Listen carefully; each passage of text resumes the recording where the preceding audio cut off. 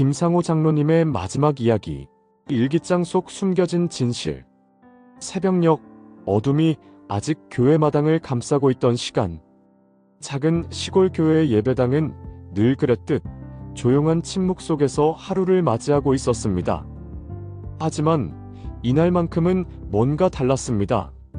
매일같이 가장 먼저 교회에 도착해 청소를 하고 찬송가를 틀며 하루를 시작하던 김상호 장로님이 보이지 않았습니다. 그를 아는 이라면 누구나 알 수 있는 사실이었죠. 장로님은 단 한 번도 새벽 예배를 꺼른 적이 없었습니다. 비가 오나 눈이 오나 몸이 아프든 말든 그는 늘 예배당 문을 열고 들어오던 사람이었습니다. 오늘은 왜 안 오셨지? 걱정이 든 몇몇 성도들은 교회 구석에 마련된 작은 방, 장로님의 숙소로 조심스레 향했습니다. 낡은 나무 문을 밀어보니 방 안은 믿을 수 없을 만큼 정갈하고 고요했습니다. 침대에는 장로님이 단정히 누워 계셨고 그의 얼굴엔 마치 평화롭게 잠든 듯한 미소가 머물러 있었습니다.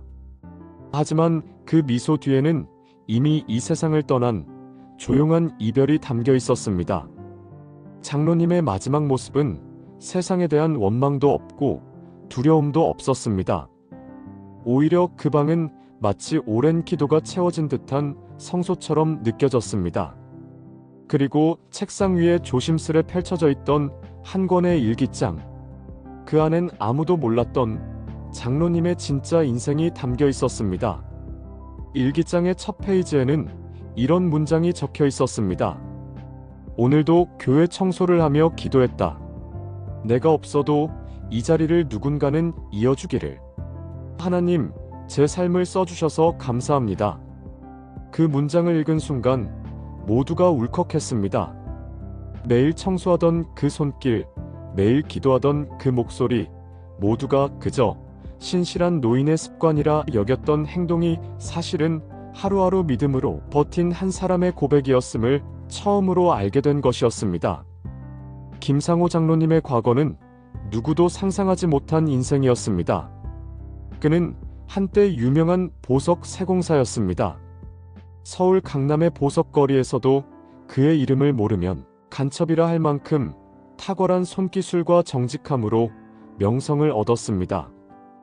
고급 보석을 감정하고 세공하는 일이 그의 전문이었고 수많은 명품 브랜드들이 그에게 작업을 맡길 정도였습니다. 당시 그의 삶은 화려했습니다. 안정된 수입, 사랑하는 가족, 신뢰받는 위치. 하지만 인생은 어느 날 예고 없이 방향을 틀었습니다. 어느 날 밤 퇴근에 막 저녁을 먹으려던 찰나 공방 주인에게서 전화가 왔습니다. 상호 씨, 급하게 감정할 보석이 하나 있어. 내일 아침까진 고객에게 줘야 해. 장로님은 망설임 없이 다시 옷을 갈아입고 공방으로 향했습니다. 그날 밤 그는 고가의 루비를 감정하고 꼼꼼히 서류에 기록을 남긴 뒤 조용히 집으로 돌아왔습니다. 그러나 며칠 후 그는 전혀 예상하지 못한 상황에 맞닥뜨렸습니다. 경찰이 그를 찾아온 것입니다. 김상호 씨, 지난 주말 감정한 루비 말입니다. 도난 신고된 물건입니다. 장로님은 얼떨떨했습니다. 예, 저는 감정만 했을 뿐입니다. 주인께서. 하지만 정작 공방 주인은 입을 다물었습니다. 오히려 그날 감정실에 들어간 사람은 상호 씨뿐이야. 그 말 한마디로 모든 화살은 장로님을 향했습니다. 그 뒤로 그의 삶은 송두리째 무너졌습니다. 수사, 언론, 소문. 아무도 그의 말을 믿어주지 않았습니다. 심지어 가족마저 흔들렸습니다. 당신 정말 그런 사람이었어? 아내의 눈빛은 냉담했고 자녀들은 친구들 앞에서 머리를 들 수 없었습니다. 결국 그는 모든 걸 잃었습니다. 직업, 가족 명예, 사람들의 신뢰, 그리고 삶의 이유마저도 흔들렸습니다. 하지만 그 모든 절망 속에서도 그를 붙잡아 준 건 단 하나, 하나님이었습니다. 그는 떠돌다시피 시골로 내려왔고 우연히 마주친 작은 교회에 머물게 되었습니다. 처음엔 그저 머물 수 있는 공간이 필요했을 뿐이었습니다. 그러나 매일 교회 마당을 쓸고 낡은 벽에 페인트를 칠하고 먼지를 닦으며 그는 다시 살아나기 시작했습니다. 아무도 그에게 죄인이라 부르지 않았고 아무도 과거를 묻지 않았습니다. 그곳에서 그는 하나님과 다시 깊이 연결되기 시작했습니다. 하나님은 나를 버리지 않으셨구나. 그 고백은 그의 일기장 곳곳에 남아 있었습니다. 그렇게 20년, 매일 새벽 교회로 가서 예배당을 청소하고 목사님께 조용히 커피를 전해드리며 한 사람의 노인이 아닌 진짜 하나님의 종으로 살아갔습니다. 그러던 어느 날 한 남자가 교회 마당을 찾아왔습니다. 흰 머리에 어깨가 굽은 그 남자는 바로 그 옛날 보석 공방의 주인이었습니다. 상호 씨, 나 이제야 고백하러 왔네. 그때 그 루비 사실은 내가 몰래 숨겨놓고 감정 맡긴 거였어. 그게 내 실수였는데 무서워서 당신에게 죄를 뒤집어 씌운 거야. 미안하네. 순간 주저앉듯 흐느끼는 그의 앞에서 장로님은 오래 침묵했습니다.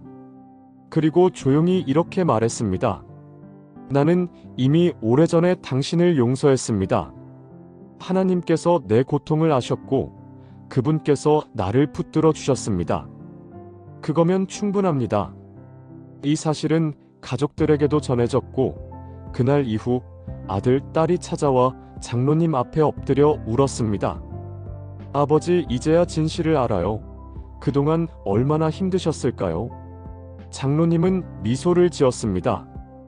괜찮다. 너희가 와줬으니 그걸로 충분하단다. 그리고 며칠 뒤 그는 조용히 하나님의 품으로 돌아갔습니다. 깨끗하게 정돈된 방, 마지막으로 손질된 교회 복도, 그리고 책상 위에 남겨진 한 문장. 주님, 이제 제 시간이 다 되었습니다. 제 삶을 받아주세요. 저는 오늘도 평안했습니다. 김상호 장로님의 삶은 화려하지 않았습니다. 하지만 그는 끝까지 진실을 지켰고 끝까지 용서를 택했습니다. 세상이 주지 못한 평안, 하나님만이 주신 위로 속에서 그는 인생의 마지막을 아름답게 마쳤습니다. 오늘도 그가 매일 청소하던 교회의 복도에는 그의 숨결이 남아 있습니다. 그리고 사람들은 말합니다. 장로님의 삶은 설교보다 깊은 은혜였습니다.